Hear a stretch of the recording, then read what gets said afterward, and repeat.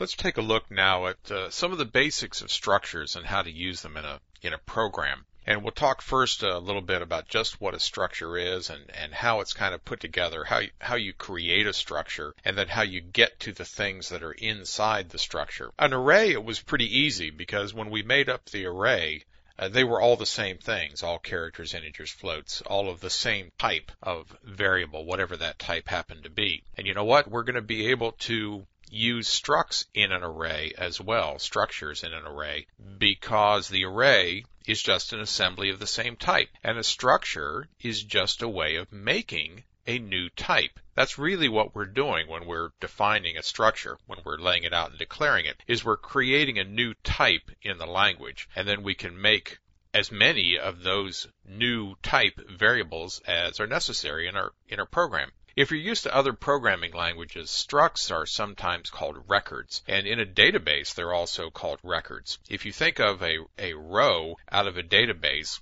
that would very easily define a structure, and that would fit right into a struct. And when you're dealing with databases, and we'll deal with a file database later on, you'll see that a record out of the database will go into a structure, because we understand what the record looks like, so we can create a structure, and that gives us a place to store all of those various kinds of data that come out of a database record. Because, you know, a record doesn't consist of all the same things, all characters or all integers, not usually anyway. It'll have a bunch of different data types in it. So a structure fits great to hold a database record. A structured declaration has a struct tag and members. The tag is optional, but if you leave the tag off, then you can't do anything else with that structured definition other than what you have right there at the beginning. We're going to see that here in just a second, make that a little more clear. As I said, the declaration of a struct is really making a new type of variable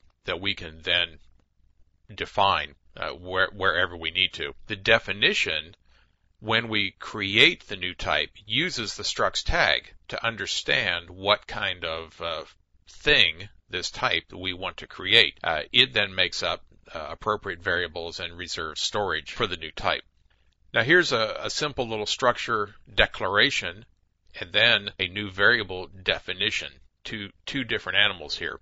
At the top, struct APT, this is an apartment that we're laying out here. That's the tag. APT is the struct tag, and that is optional. We could leave that off. But if we did, in the format that we're using it, it wouldn't make any sense. It would be kind of worthless because we would make up a new type and then have no way of getting hold of it, and it would just kind of go away. So we're going to make a new apartment structure, and in here it will have an integer master bedroom. It will have an integer bedroom, an integer den, and of course a float bath. I always like that myself. And then the master bath, I always like to make it a little larger. It'll be a double, which is just a big float. Works out, huh? So here we have our apartment structure. Now look at this semicolon right here. That means that there have been no variables immediately made of this type of structure. If we had words in there like this my place, we would be creating or defining a new variable immediately after creating the template, declaring the structure. In this case, we are not. This is just a structured declaration, so we have to have the name here, the tag, because we're going to use the tag in the next line.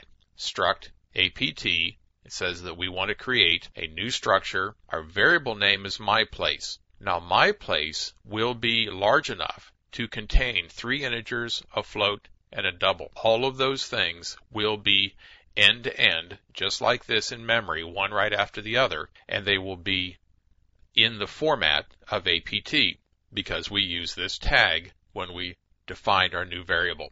So we have created a variable called myPlace and reserve storage. Let's go look at this in some real code.